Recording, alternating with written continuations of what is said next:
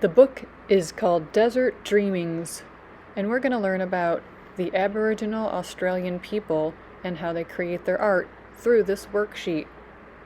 Listen along and fill in the blanks when you hear the question answered. The dream time. Aboriginal people believed in a creation time or dream time when ancestral beings emerged from beneath the earth. They resembled plants and animals and were part human. Journeying across the land, the ancestors created everything that formed the world. In the beginning, the Aboriginals' nomadic way of life and the extremes of the desert climate made it unlikely that much of their art would be saved. Designs quickly wore off of rocks. Body paint was washed away. Today, however, great care is taken to save and preserve Aboriginal art. In the desert areas of Australia, the designs of rock painting are similar to those in rock engraving. The Aboriginal artists use natural pigments, white from gypsum or clay, red and yellow ochres from the earth, rocks and stones, and black from charcoal, like when you have a fire pit, what's left over on the burnt logs. The pigments were ground to a powder and mixed with a natural glue, then applied with the fingers or a brush. Brushes might be made from a chewed twig, strips of bark, or human hair, depending on the surface to be covered.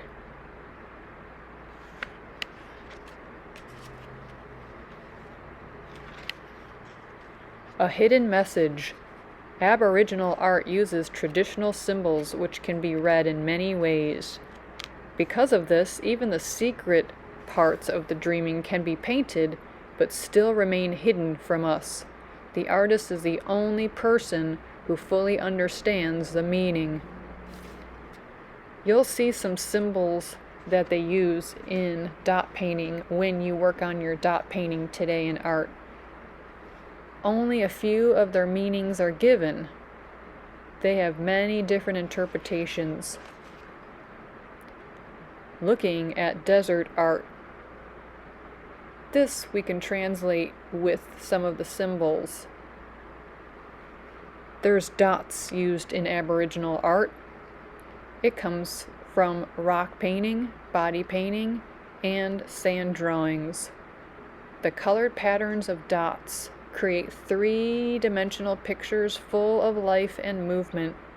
Dots may represent the landscape, as seen from a high point like the top of a mountain or a hill from the air, and it shows the countryside.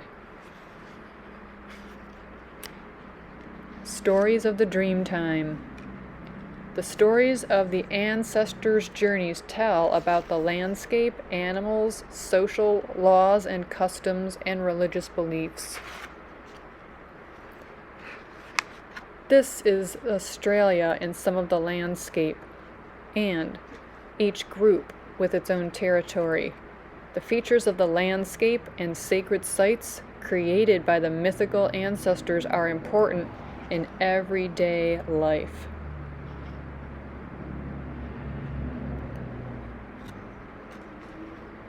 The paintings, the land, and the people. The paintings are a visual record of the dreamings, and they explain the artist's relationship to the land. In the mind of an artist, the land is mapped out with dreaming trails and the features created by the mythical ancestors. Canvases may be painted by one artist, by a couple artists, or by a number of men or women of the same group. The artists, as they paint, sing the stories which explain the meanings of the symbols they are using. Here are a group of people working on one painting on a canvas.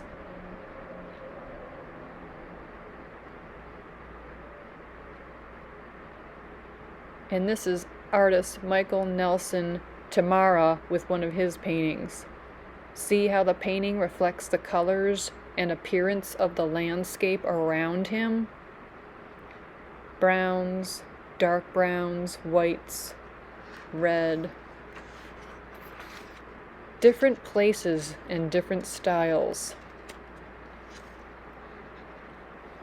All of these paintings are a little different because a different artist painted them.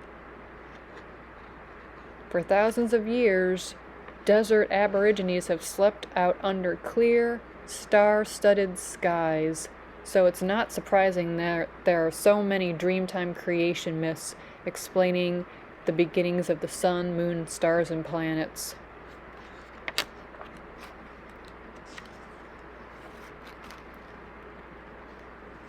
Desert art in the city. Aboriginal art can now be seen in the capital city of Australia in a form which is both useful and permanent.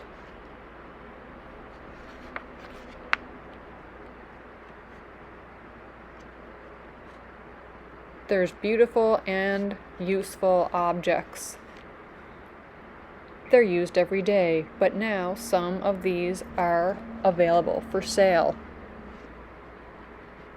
In recent times, Aboriginal art has become accessible to all Australians. Their designs have become popular. And some of them are placed in art museums and galleries. And this is good because they get income from their artwork that they sell, so they can support their communities and their families.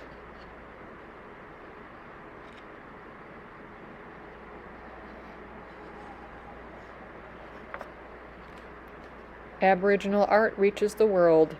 Today, people from all over the world are enjoying and buying Aboriginal art. Paintings are hung in public art galleries and sold by art dealers.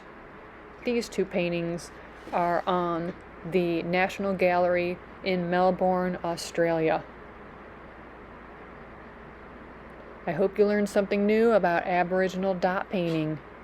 Now let's start our project.